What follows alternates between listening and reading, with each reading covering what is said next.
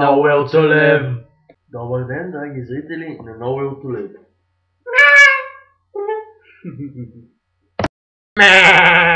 Първо искам да се извиним на всички за това, че ви обещаваме да пуснем видео, но не сме го пускали все още. Съжаляваме за това, защото челището ни притиска. Но вече има видео, което ще задоволи вашите нужди, каквито и да са те. Първата новина, за която ще говорим, е въпрос с така наречения Zeus Trojan или троянецът Зевс. Това общо е вирус, който инфектира по-голямата част от мрежата в интернет.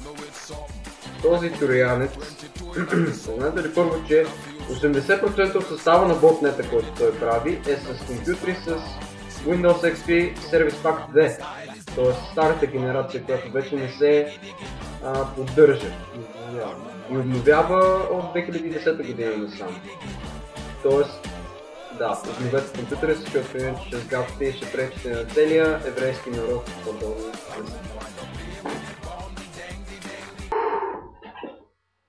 Така, Стив Джобс се получава своя action figure. Е такъв Стив Джобс. Представяш ли се? Малък Стив Джобс. И може си го размяташ и да му чупиш ръцете и всички тия пръсти, нали? И може да му чупиш главата, нали?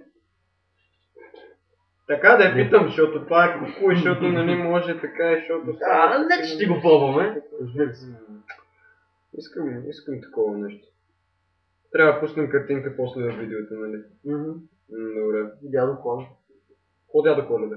Ще поръчаш един action figure на Стив Джобс. Не мога да му поръчам MacBook? Не, няма да му поръчам MacBook. Следващата новина. Спането пред телевизора води до депресия. Недьо! Тук! Няма да спиш пред телевизора. Защо? Ще се депресираш. Хаповете, хапчетата, хапчетата, не си депресиран. Нощче, бръснач, ще си режеш ли вените, ще ги режеш ли, ще ги режеш. Ти депресиран ли си, Недьо? Ти спиш винаги пред телевизора. Депресиран ли си? Това лошо ли? Аз приличам ли те е депресиран? Не. Защо ли? Защото не спиш пред телевизора. Напротив, супер, не. Аз нямам телевизор.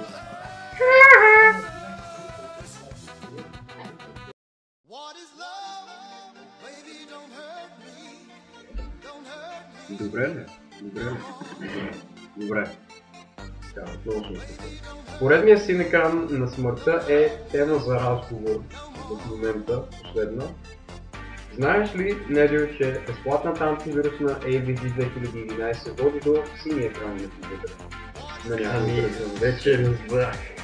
Ти нямаш антивирусна, как може да нямаш антивирусна? Ти знаеш ли, че можеш да умреш? Знаеш, че можеш да получиш скин. Това беше глупо. Така е, но е вярно. Не може да караш без антивирусна. AVG винаги са правили боклуци. В смисъл, старата версия беше хубава. Новата версия има една кама шибани рекламки и не трябваше да се карай. Има много шибани рекламки. Това го направих. Стига. Има много реклами, които са глупави, които са смотани и прости. И на всичкото отгоре вече ти скапва компютъра. Какво ще правим сега? Няма ползваме AVG. Да го знаете, другия път да не ми викате. Какво ти вика? Ти! Ти!